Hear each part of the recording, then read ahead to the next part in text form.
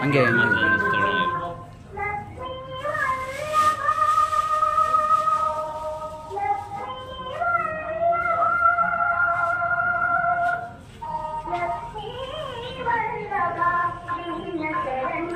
ವಾಲ್ಮೀಕಿ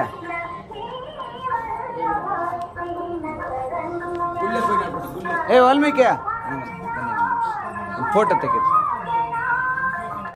ಏನು ತಿಪ್ಪದೊಡ್ಡಿ ಹಾಗೂ ಸುತ್ತಮುತ್ತಲಿನ 7 ಹಳ್ಳಿಗಳು ಸೇರಿ ಈ ಒಂದು ಗಂಗಮ್ಮನ ಜಾತ್ರೆಯನ್ನ ಮಾರಮ್ಮ ಜಾತ್ರೆಯನ್ನ ಅದ್ದೂರಿಯಾಗಿ ಮಾಡಿದ್ದಾರೆ.